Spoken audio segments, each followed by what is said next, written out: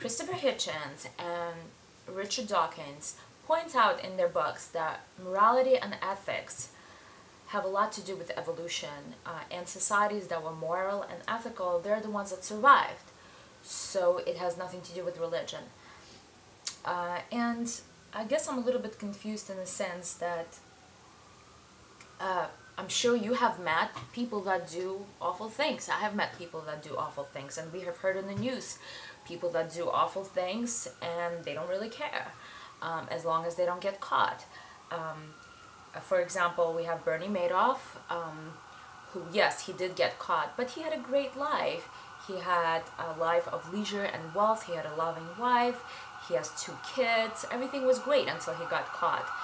And now that he got caught, I mean, he's still hiding the money somewhere. Nobody can find the money, and the victims got hurt, and they don't get the justice that they deserved. We have banks that the government bailed out, and the CEOs, while the country is in economical crisis, CEOs are still writing millions of dollars checks, bonus checks to themselves. And some of them get caught, some of them don't. And the ones that don't get caught still do that. The ones that do get caught apologize, but you know, I feel like it's a game, you know, like, let me see if I get caught. If I get caught, I will apologize, but if not, oh my God, great. Like, I don't think they have any morals or ethics. It's just business. You know, and there are many more examples. I can tell you an example about my grandmother in the Ukraine, who built this little storage that she wanted to store some of her food for the winter, because in the Ukraine you can't buy all the products in the winter. So she wanted to store, like, she would make a jam, like a strawberry jam that she could store for the winter, because they didn't sell in the Ukraine strawberry jam in the winter. And you know, she wanted to store some of the products that we could buy in the summer and store for the winter. And she saved money for a few years, and she and her husband, they finally built a little storage, and the neighbors were very upset about it, and they came to her and they said, you have to share this with the whole building.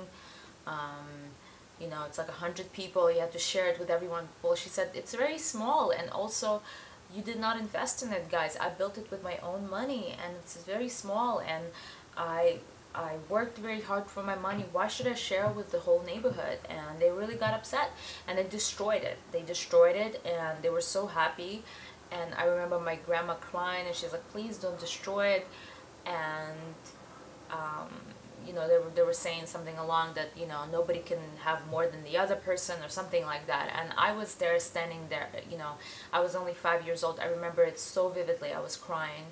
And they got away with it. In the Ukraine, was Soviet Union separated, a lot of banks in the Ukraine were government owned, and people invested their money. And Ukraine, all those banks went bankrupt after Soviet Union got separated. All the countries in Soviet Union got to be independent. So my grandma, along with citizens of Ukraine, lost thousands and thousands of grivna, or whatever, rubles, whatever they had at that time of money. And the government get away with that, the Ukrainian government. So my question is that there are some people that really have no morals, and they don't care, and they live great lives, happy, until they get caught, and some of them never get caught. And so how can we understand justice for people who got hurt? And how come there are people that really don't care about morals and ethics if evolution is part of morals and ethics? And that's my question.